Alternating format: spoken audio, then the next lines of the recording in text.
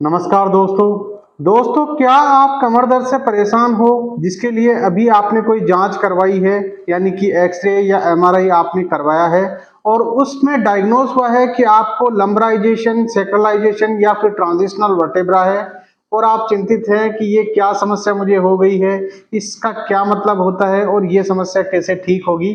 तो आप बिल्कुल भी चिंता नहीं करें, क्योंकि आज का वीडियो आपके लिए।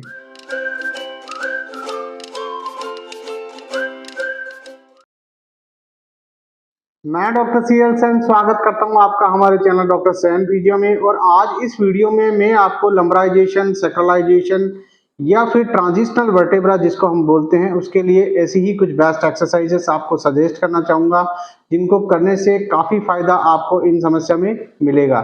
इसलिए मेरी आपको सलाह है कि वीडियो को बिल्कुल भी स्किप ना करें और एंड तक जरूर देखें। और अगर आप हमारे चैनल पर पहली बार विजिट कर रहे हैं तो हमारे चैनल को सब्सक्राइब कर लें और बेल आइकन को दबा के और नोटिफिकेशन बेल पे क्लिक कर लें, क्योंकि ऐसे ही नॉलेजेबल वीडियोस हम आपके लिए लेकर आते रहते हैं। इन दोनों ही समस्याओं को समझने से पहले हमें हमारी लंबोसेक्रल स्पाइन की बेसिक एनाटॉमी आना बहुत जरूरी है। तो हमारी जो लंबार स्पाइन है वो 5 लंबार वर्टेब्रे से मिलकर बनी हुई है। ये पांचों अलग अलग वर्टेब्रास है जिनको हम L1, L2, L3, L4 और L5 बोलते हैं। और इन प्रत्येक दो वर्टेब्रे के बीच में एक डिस्क होती है। इसके बाद इसके नीचे जो पार्ट आता है वो आता है सेक्रम। एक तरह से सेक्रम में भी 5 वर्टेब्रे होते हैं, जिनको कि हम S1, S2, S3, S4 और S5 बोलते हैं। लेकिन ये पांचों वर्टेब्रे एक तरह से फ्यूज होते हैं, जुड़े होते हैं, इनके बीच में कोई डिस्क नहीं होती। तो एक तरह से ये पूरी की पूरी एक ही हड्डी होती है। अब बात करते हैं कि लंबराइजेशन क्या है। तो लंबराइजेशन एक कंजेनाइटल एनोमली है, यानी जन्मजात विसंगति है, जिसके अंदर एक्चुअल में होता क्या है कि जब बच्चा माँ के पेट में होता है और हमारी जो स्पाइन है उसका डेवलपमेंट हो रहा होता है, तो उस कंडीशन में क्या होता है कि हमारा जो सेक्रल रीजन है उसका जो अपर मोस्ट वर्टेब्रा यानी S1 वर्टेब्रा है, वो सेक्रम के साथ फ्यूज ना होकर एक अलग वर्टेब्रा रह जाता है। और उस कंडीशन में उस वर्टेब्रे को L6 वर्टेब्रा बोलते हैं। और जो नर्व रूट होता है, यानी L5S1 वाला जो नर्व रूट होता है, उस कंडीशन में हम उसको L5 L6 नर्व रूट बोलते हैं। एक तरह से ये एक इंडिपेंडेंट लंबार वर्टेब्रा रह जाता है और इसी कंडीशन को बोलते हैं फ्रेंड्स लंबराइजेशन। लंबराइजेशन से ऐसी कोई तकलीफ नहीं होती है, बल्कि हमारी जो लंबोसेक्रल जंक्शन की जो मोबिलिटी है वो हल्की सी बढ़ जाती है। अगर आपको केवल ये समस्या है तो इससे आपको घबराने की जरूरत नहीं है। लेकिन अगर इससे कोई एसोसिएटेड प्रॉब्लम आपको है कि अगर आपको डिस्क बल्ज है, डिस्क हर्निएशन है, तो उस कंडीशन पे आपको ध्यान देने की जरूरत है। अब बात करते हैं हम सैक्रलाइजेशन की। तो सैक्रलाइजेशन भी एक कंजेनाइटल एनोमली है, यानी जन्मजात विसंगति है। यानी जब माँ के पेट में बच्चा होता है और हमारी जो स्पाइन है उसका डेवलपमेंट होता है, तो उस कंडीशन में होता क्या है कि हमारी जो लंबार स्पाइन का जो लास्ट वर्टेब्रा है, यानी L5 जो वर्टेब्रा है, उसकी जो ट्रांसवर्स प्रोसेस है वो या तो सेक्रम के साथ या फिर हमारी पेलिस बोन के साथ फ्यूज हो जाती है, यानी कि जुड़ जाती है। ये जुड़ाव एक तरफ भी हो सकता है और ये जुड़ाव दोनों तरफ भी हो सकता है। तो इस कंडीशन को बोलते हैं फ्रेंड्स सैक्रलाइजेशन ऑफ L5 वर्टेब्रा। अब ये जो जुड़ाव है वो ये एक तरफ भी हो सकता है, ये जुड़ाव दोनों तरफ भी हो सकता है, ये जुड़ाव कंप्लीट भी हो सकता है या ये इनकम्प्लीट भी हो सकता है। तो अलग अलग कंडीशन के आधार पे इसको 4 टाइप्स में डिवाइड किया गया है। लेकिन हम इसकी जो टाइप्स है वो यहाँ पे डिस्कस नहीं करेंगे। हम ये डिस्कस करेंगे कि इस कंडीशन की वजह से हमें क्या तकलीफ हो सकती है। वैसे तो केवल सैक्रलाइजेशन से ऐसी कोई तकलीफ हमें नहीं होती है, लेकिन इस जो लंबोसेक्रल जो जंक्शन है उसकी जो मोबिलिटी है वो कम हो जाती है। लेकिन अगर इसके साथ साथ में कोई एसोसिएटेड प्रॉब्लम अगर आपको होती है, यानी कि जैसे आपको बल्जिंग डिस्क की प्रॉब्लम है, हर्निएटेड डिस्क की प्रॉब्लम है, या फिर स्पॉन्डाइलोलिस्थेसिस की प्रॉब्लम अगर आपको है, तो उस कंडीशन में ये जो प्रॉब्लम है वो ज्यादा परेशान करती है, स्पेशली स्पॉन्डाइलोलिस्थेसिस की कंडीशन में। एक्चुअल में उस कंडीशन में हमारा जो L4 जो वर्टेब्रा है वो आगे की तरफ सरक जाता है और हमारा जो L5 वर्टेब्रा है वो फ्यूज होता है और उसमें बिल्कुल भी मोबिलिटी नहीं होती है। तो उस कंडीशन में ये हमें ज्यादा परेशान करता है। आपको क्लियर हो चुका होगा कि लंबराइजेशन और सैक्रलाइजेशन से ऐसी कोई दिक्कत हमें नहीं होती है, लेकिन जब तक इनके साथ कोई एसोसिएटेड प्रॉब्लम ना हो, अगर आपको स्लिप डिस्क या हर्निएटेड डिस्क की प्रॉब्लम इसके साथ है, तो आपको उस पर फोकस करना चाहिए, ना कि इन दोनों कंडीशन पे फोकस करना चाहिए। लेकिन अगर इन दोनों कंडीशन के साथ अगर आपको स्पॉन्डाइलोलिस्थेसिस की समस्या है, तो उस कंडीशन में ये ज्यादा परेशान करती है और उस कंडीशन में हमें कुछ स्पेसिफिक एक्सरसाइजेस करने की जरूरत होती है, जिससे हमारी जो लंबार स्पाइन है, हमारा जो लंबा सैक्रल जो जंक्शन है, उसकी जो मोबिलिटी है वो इंप्रूव हो और हमारी जो कोर मसल्स है यानी वो मांसपेशियां जो हमारी स्पाइन को स्टेबलाइज रखती है उनको मजबूत कर सके, उनको स्ट्रेंथ कर सके। अब आपका ज्यादा समय नहीं लेते हुए शुरू करते हैं एक्सरसाइजेस। सबसे पहले हम मोबिलिटी एक्सरसाइजेस करेंगे, यानी वो एक्सरसाइजेस करेंगे जिनसे हमारी स्पाइन की जो मोबिलिटी है वो इंप्रूव होती है। तो इसमें जो सबसे फर्स्ट एक्सरसाइज है फ्रेंड्स, उस एक्सरसाइज को करने के लिए हम क्या करेंगे, हम हमारे एक पैर को तो सीधा रखेंगे और दूसरे पैर के घुटने को हम इस तरीके से पकड़ लेंगे और उस घुटने को हम धीरे धीरे हम हमारे चेस्ट पे दबाएंगे, होल्ड करेंगे, 10 काउंट करेंगे, 1 2 3 4 5 6 7 8 9 10, देन रिलैक्स।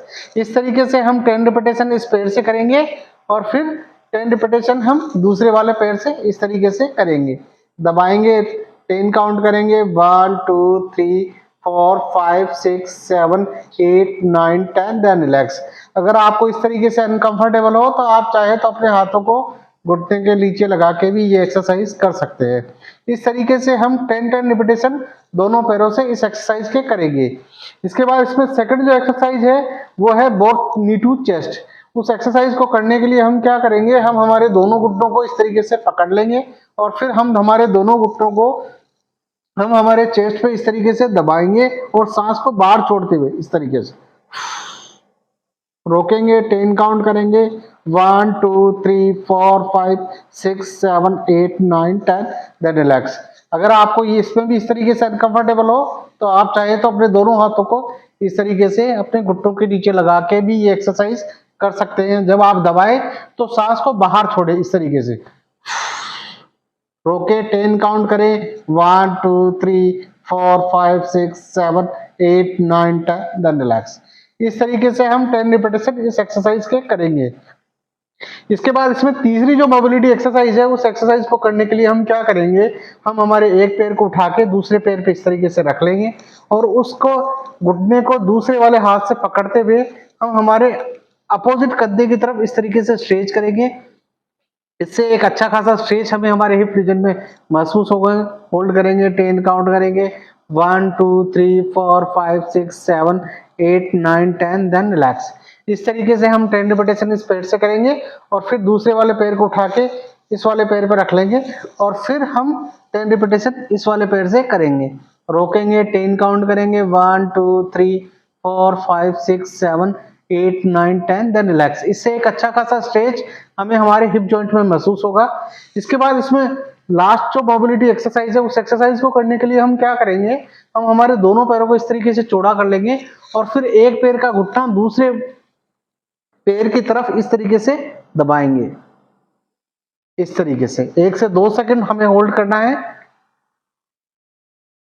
इस तरीके से जब हम दोनों तरफ करेंगे तो ये एक रिपीटेशन होगा और इस तरीके से हमें 10 रिपीटेशन इस एक्सरसाइज के करने हैं। इन चारों मोबिलिटी एक्सरसाइज को करने से हमारी जो लंबोसेक्रल स्पाइन की जो मोबिलिटी है वो इंप्रूव होगी और इस तरीके से हम 10 रिपीटेशन इस एक्सरसाइज के करेंगे। अब इसके बाद मैं 3 स्ट्रेंथनिंग एक्सरसाइज यानी कोर स्ट्रेंथनिंग एक्सरसाइज आपको बता रहा हूं।